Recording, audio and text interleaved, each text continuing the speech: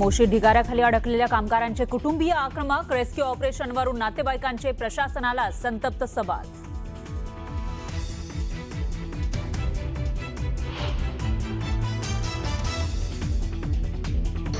Rescue operation बद्दल काय sir? हे गंभीर आहे ना सर. पहिला आणि दुसरा मजला चौकशी करणार मी सांगितलं, चौकशी करणार मी म्हटलंय ना मी.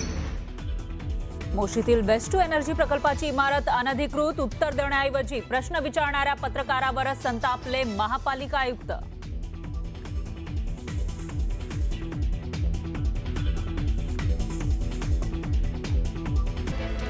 पुढच्या बातमीकडे. उद्धव ठाकरे नागपूरमध्ये रामरक्षा आंदोलन करणार आहेत, त्यावर एकनाथ शिंदे यांनी सूचक टीका केली आहे.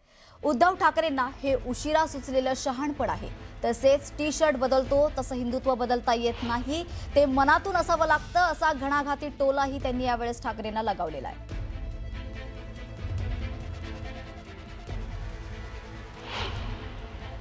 त्यांना आता जनतेने केली शिक्षा, तेव्हा त्यांना आठवली रामरक्षा. आणि मी सांगतो की हे उशिरा सुचलेलं शहाणपण आहे आणि त्यांना कळलं आहे की जो राम का नहीं वो किसी काम का नहीं. हिंदुत्व हे काही आपण जसं टी शर्ट बदलतो तसं हिंदुत्व बदलता येत नाही, ते मनातून असावं लागतं. बाळासाहेबांचे विचार जेव्हा त्यांनी सोडले तेव्हाच त्यांचं राम रक्षा असू द्या, अयोध्या मंदिरावर अनेक वेळा टीका करणाऱ्यांनी आता राम रक्षा म्हणणं एक मोठा विनोद आहे. आणि यांनी हनुमान चालीसा म्हणणाऱ्यांना जेलमध्ये ठुसलं, जेलमध्ये टाकलं, आता राम रक्षा. चांगलं आहे. दरम्यान फडणवीस केंद्रात गेले तर मंत्री म्हणून राज्याची सूत्र ही चंद्रशेखर बावनकुळेंकडे सोपवली जाऊ शकतात, असा मोठा दावा शिवसेना नेते खासदार संजय राऊतांनी केलाय.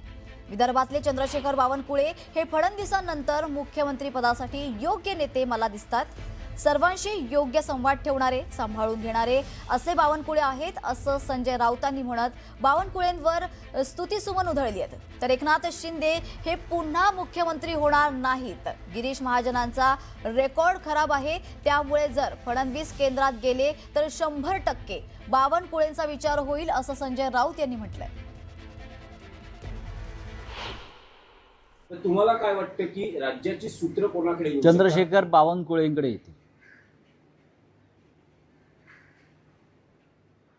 तुम्हाला वाटत असेल मी आणखीन कोणाचं नाव घेईन, तर मला जे चित्र दिसतंय त्यानुसार विदर्भातले चंद्रशेखर बावनकुळे हे देवेंद्र फडणवीस यांच्यानंतर मुख्यमंत्रीपदासाठी योग्य नेते मला नेहमी दिसतात. सगळ्यांशी संवाद ठेवणारे, सांभाळून घेणारे. एकनाथ शिंदे परत मुख्यमंत्री होणार नाहीत, अजिबात होणार नाही. बरोबर आहे. गिरीश महाजन यांचा रेकॉर्ड अत्यंत खराब आहे, अत्यंत खराब आहे. त्याच्यामुळे या क्षणी ज्येष्ठ मंत्री म्हणून जर ते केंद्रात गेले, आम्ही तर म्हणून मुख्यमंत्री व्हा, प्रधानमंत्री व्हा 2029च्या आधी, तर 100% मला असं वाटतं की चंद्रशेखर बावनकुळे यांचा विचार आणि शिफारस हे स्वतः देवेंद्र फडणवीसच करते, हे माझं आकलन. मग महाराष्ट्रातून देवेंद्र फडणवीस हे सातत्यानं केंद्रात जातील, केंद्रात जातील, केंद्रात जातील असं म्हटलं जातं. आता केंद्रात जातील म्हणजे काय करणार? आमच्या त्यांना शुभेच्छा आहेत की 2029 पूर्वी जर तुम्हाला पंतप्रधान पदाची संधी मिळाली तर महाराष्ट्राला आनंद होईल, मराठी माणूस झाला म्हणून. माननीय उद्धव ठाकरे साहेबांनी पण त्यांना त्या प्रकारच्या शुभेच्छा दिल्या, कारण 2029 नंतर भाजपचं राज्य इथे येणार नाही आहे. त्याच्यामुळे जे काय करायचं आहे ते 2029च्या आधीच तुम्ही करावं.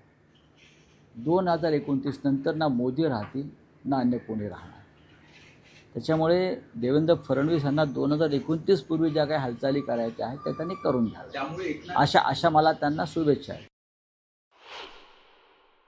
बावनकुळे साहेब मुख्यमंत्री होणार अशा भविष्यवाणी आता संजय राऊत सांगायला लागलेत. पण संजय राऊत एक लक्षात घ्या, भारतीय जनता पार्टी ही कार्यकर्त्यांची पार्टी आहे. तुमच्यासारखं घराणेशाही, तुमच्यासारखं उद्धवजी ठाकरे, आदित्य ठाकरे, मग आदित्य ठाकरे झाले की तेजस ठाकरे, असं भारतीय जनता पार्टीमध्ये ठरत नाही. आणि 2029 पर्यंत देवेंद्रजी फडणवीसच मुख्यमंत्री राहणार, हे संजय राऊतांनी लक्षात ठेवावं. बावनकुळे साहेबांचं कौतुक केल्याबद्दल संजय राऊतांचे मनापासून आभार, कारण असे मंत्री आमच्याकडे आहेत जी लोकांची कामं करतात. तुमच्याकडे मात्र असा एकही मंत्री नव्हता, हे तुम्ही एकदा तुमच्या वक्तव्यातनं सिद्ध केलंय. त्याच्यावर आपण प्रतिक्रिया देणे योग्य नाही आहे. त्यांना या संदर्भातही म्हणजे जी माहिती आम्हाला नाही ती त्यांना असते, याचा मात्र हा विचार केला पाहिजे की भारतीय जनता पार्टीच्या नेत्यांना काहीही माहिती नाही आणि त्यांना माहिती आहे. मला वाटत नाही की आमचं केंद्रीय नेतृत्व अशा पद्धतीने वागत असेल. सगळे अधिकार मला वाटतं राऊतांना दिलेले आहेत आमच्या पक्षाचे. मला वाटतं दिल्लीच्या आमच्या नेत्यांनी त्यांना अधिकार दिलेले दिसत आहेत की कोण मुख्यमंत्री करायचं, कोणाला करायचं नाही, कोणाचं रेकॉर्ड काय आहे. मला वाटतं राऊतच सगळं बघतायत आता सध्या देशाचा कारभार. पंतप्रधान उद्धवजींना करतायत, CM कोणाला नाव कोणाकोणाचं घेत आहेत, बावनकुळेचं घेत आहेत, आमचं काय सांगतायत, बरं वाईट सांगतायत. मला वाटतं सगळे अधिकार भाजपने त्यांना दिलेले आहेत, पण राऊतांना हे अधिकार दिलेले आहेत पक्षाने, मला असं वाटतं. त्यामुळे राऊतांना शुभेच्छा, त्यांना मला भेटावं लागेल जरा असं वाटतंय.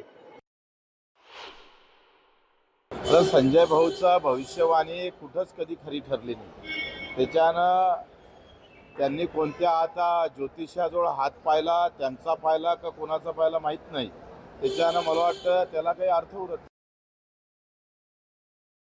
मला वाटते देवाभाऊंना निश्चितच दिल्लीची वारी करावी, देश हातात घ्यावा, देशाचे सूत्र हातात घ्यावे, कारण आता दिल्लीला त्यांचं अधिक महत्त्व जास्त आहे. आणि त्या ठिकाणी निश्चितच मला वाटते शिंदे साहेबांनी इकडे महाराष्ट्रात एंट्री करावी आणि मग आम्ही पाहतोय देशात देवेंद्र भाऊ आणि महाराष्ट्रात एकनाथजी असा एक प्रवास सुरू झाला पाहिजे अशी अपेक्षा आहे. आपण पाहू शकतो संजय राऊतांनी एक मोठं विधान केलेलं आहे. देवेंद्र फडणवीस हे केंद्रात गेले तर बावनकुळे हे राज्याची सूत्र सांभाळतील असं त्यांनी मोठं वक्तव्य केलेलं आहे. आणि ठाकरेंच्या शिवसेनेचे खासदार संजय राऊतांचा हा दावा असून आता यापुढे शिंदे सेनेतील एकनाथ शिंदे यांना मुख्यमंत्री होण्याचा चान्स नाही असं संजय राऊतांचं म्हणणं आहे. तर यावेळेस गिरीश महाजनांचा रेकॉर्ड खराब आहे अशी टीका देखील संजय राऊतांनी केली आहे.